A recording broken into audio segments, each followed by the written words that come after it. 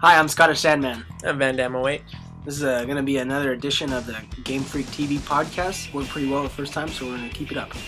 Yeah, we got a pretty good reaction the first time. A little, bumps here and there, and some people think they're smarter than others and whatever. But you know what? This is an opinionative show, so my opinion matters and yours doesn't unless you want to put it in the comments below. Then you guys go ahead and do that. And, I'm not going to stop you. Go ahead and do what you want. And last show we talked about MMA, UFC, steroids, WWE, Brock Lesnar, Overeem, and stuff like that. I know. This episode, we're going to get back on the video game wagon, and we're going to end up talking about DLC. Anybody who doesn't know what that is, stands for downloadable content. It's a huge new market since online gaming got real popular in the current generation.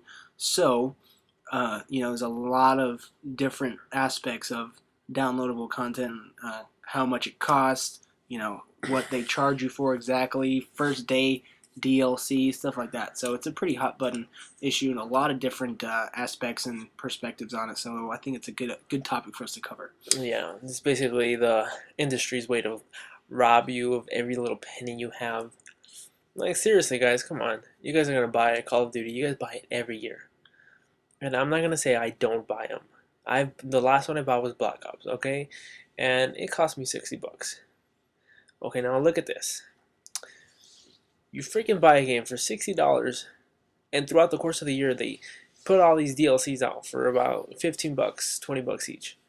That's another $60 you're putting into a game, guys. Yes, you're paying $120 to play a video game online. That's a little bit overpriced for video game that's gonna come out in another year. So the concept of DLC is nice. I mean, you buy a game, you spend the $60, you get the game, and you play the main story, and you beat it. Then, after a while, the game developers make new missions, new levels, new characters for you, and they release it. And if you want, you can buy it. That's fine. The greed comes in when they don't even sell you a full game now. Now, along with the myriad of other crap that you have to deal with and do when you're making and getting a new game, you still have to wait for these freaking first day DLCs. Which, why? Why do you need a DLC on the very first day that a game comes out? It's ridiculous. It's completely ridiculous. I mean, it's like this is something that could obviously have been in the game itself. You don't need to have a DLC for it when, it's ready on the first day. It's not like you couldn't have put it in the game, but now they're making more money off of it. Yeah, sorry guys, there's just stupid dog in here barking at the door and whatnot. Yeah, I'm not gonna say I don't buy DLC. I buy a lot of DLC. I probably put like $3,000 into my Xbox, and that's the only reason that I keep playing it, because I put so much money into it. You're not gonna give up a car after you put, maybe like thousands of dollars into it. That would just be stupid if you throwing down the money down the drain. But you know what? If you look at this picture right here, it basically tells you a good brief of what's been going on throughout the years, guys. Back in the 90s, you'd get your whole game, everything. You'd get the whole thing. 2000, towards the 2000s, you would get like a couple secret, get this game and you'll get certain things that this version of the game doesn't, and, stuff like that. Or get it on this console and you won't get something, you get it on this other console, and that's fine. Each console, they make it so you feel special and whatever. But now it's like you have all these games that are like not even done, all these games that aren't finished, and then they put out DLC like within a few weeks, a few months, that are already, like, some of them are already on the disc. That's what's ridiculous. Yeah, that's another thing that pisses me off is DLC that doesn't even give you new stuff. It just unlocks coding that's already on the disc. Like, what in the fuck is that? I mean, I already paid you $60. I dealt with all the freaking bullcrap at GameStop that I'm forced to go through, and now I get the game home finally, and I want to play it, but I mean, I can't because the freaking the DLC is required, and I gotta pay for it anyway. It's such bullcrap. Yeah, Ano- especially GameStop. GameStop is really, really bad at the whole DLC thing. But that'll be a good topic for another show that we're gonna bring on a guest. This company right here was actually the most evil company in 2011. There was a poll. I don't know who did it or who voted, but EA, the most evil company of 2011. I mean, when you make a sports game, you make like let's say Madden, NFL. Everybody buys Madden. It's one of the top grossing games of all time because they release a new one every year without bothering to innovate anything. And when they release DLC for these games that come out every freaking year anyway, what is it? It's nothing. It's another character on the field who was reskinned and their stats was changed a little bit. I mean, it's like 2 days worth of programming and you're paying $15 for it on top of the $60 you already spent for this freaking game. That's the same game as the last 3 years. EA is insane right now with their greed. And you guys are idiots. Like, you guys are morons. Why would you buy Madden 2012 and when you bought Madden 2011? Like, what's the difference? Oh, they have this new mode.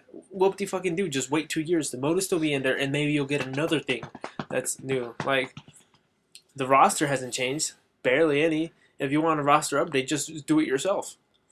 A huge issue with DLC is DLC that is not worth it. For instance, this was a while ago, but my favorite example is the horse armor in Oblivion for like $10.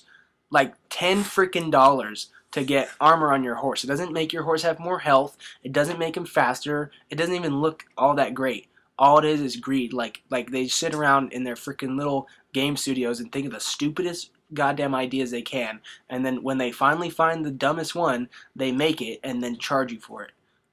Yeah, it's ridiculous. They're just over the top right now. Now you got to pay for online passes, and it's okay. That's bypass right there. However, DLC is not all bad.